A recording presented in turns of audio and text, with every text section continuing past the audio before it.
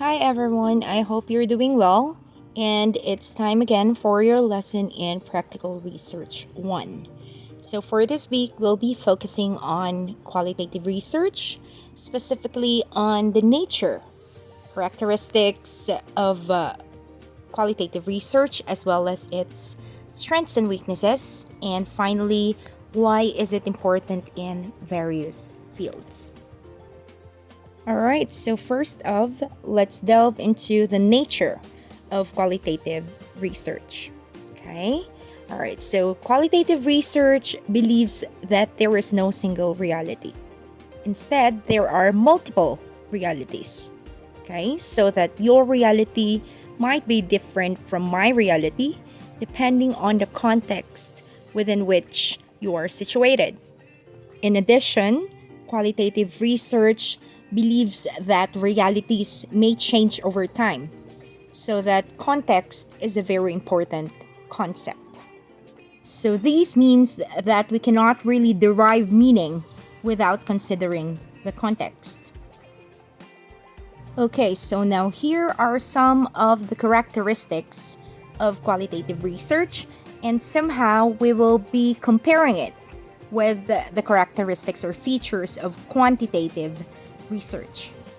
Perhaps one of the major differences between quanti and quali researches is that qualitative is usually derived from naturalistic setting, okay, as opposed to quantitative where gathering data is usually done in a laboratory in a very controlled setting.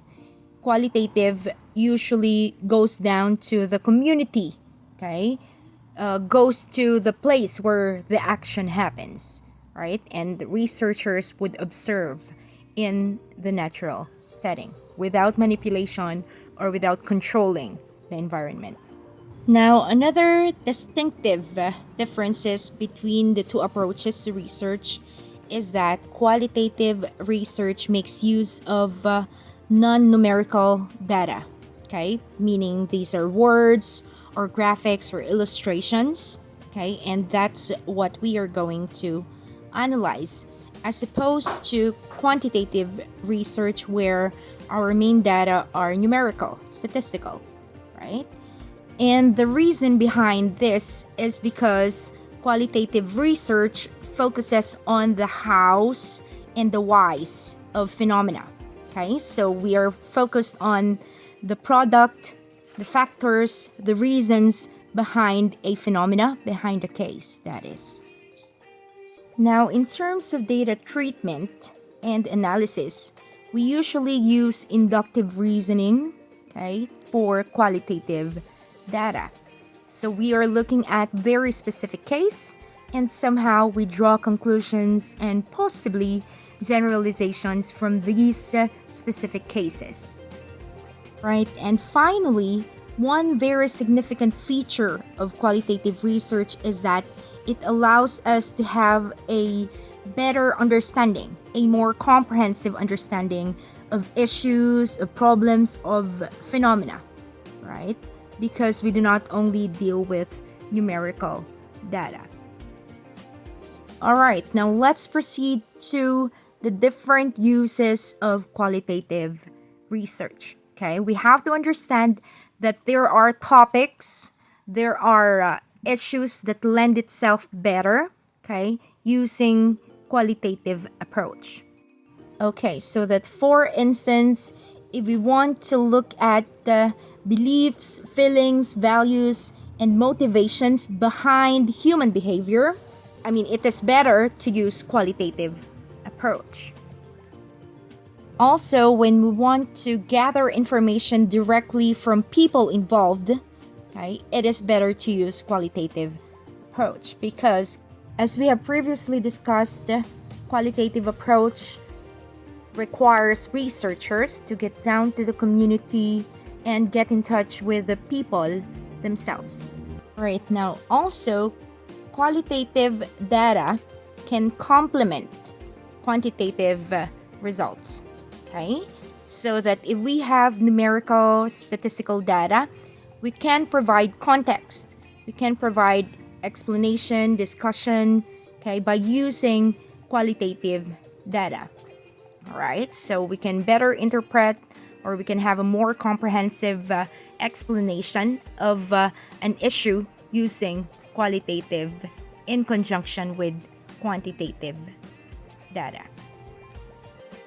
All right, so in addition, we can use qualitative studies to be able to identify variables or concepts that may be studied further.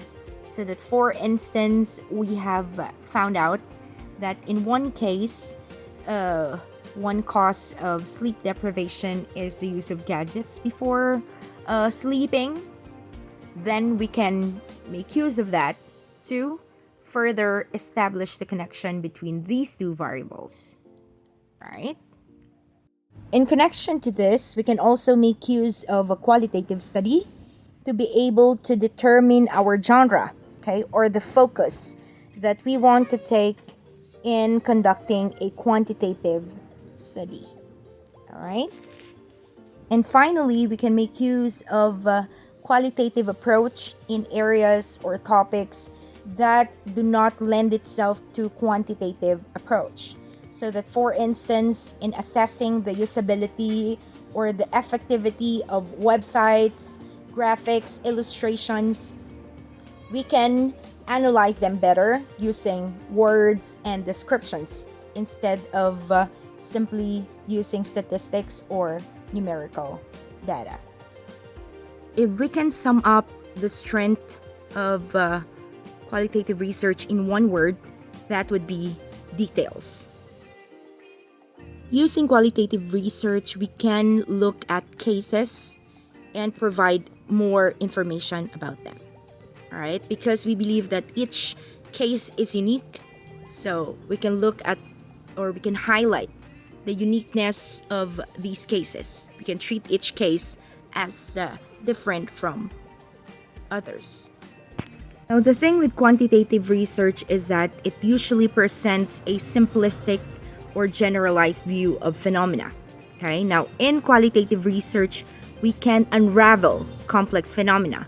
That means we can really look at phenomena as something that is not one-sided,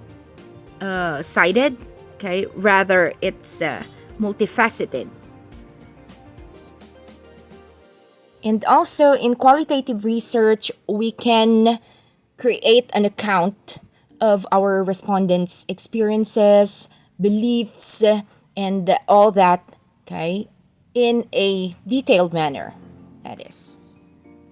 And since qualitative research assumes that each case is unique, is different from other cases, it allows flexibility in the processes of data gathering, data analysis. Okay, so we don't have to be very structured in our processes.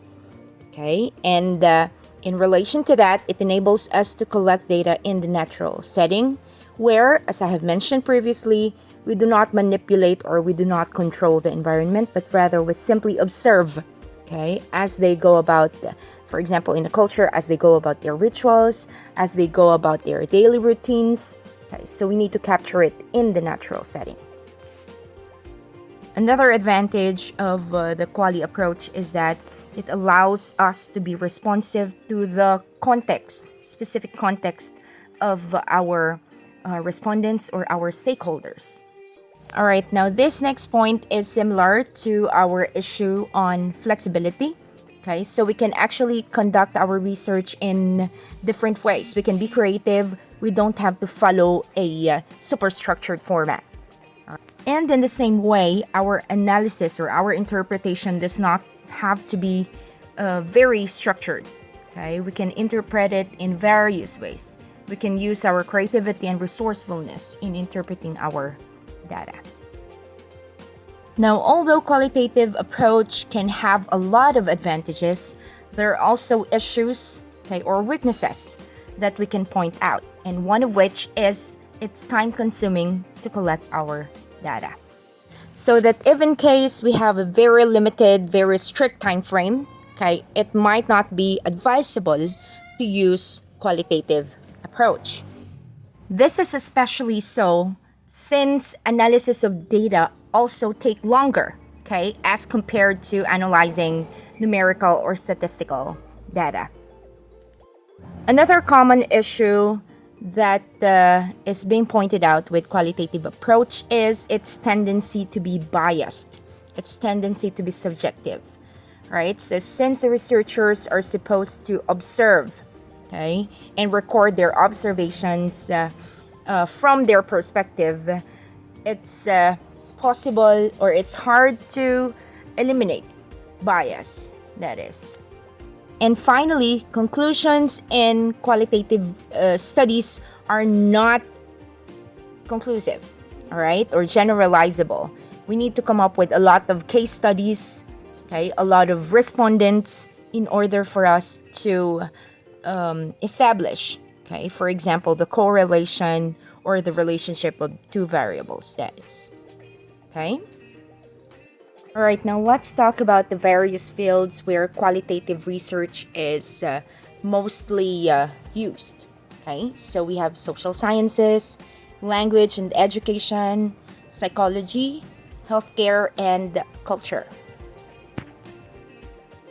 So that, for instance, in social sciences, we usually look at how humans interact with the society and how society affect the humans. So we can look at topics like politics, economics, environment, and the like.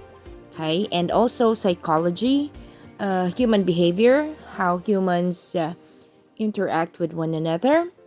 And also, qualitative research is widely used in language and education.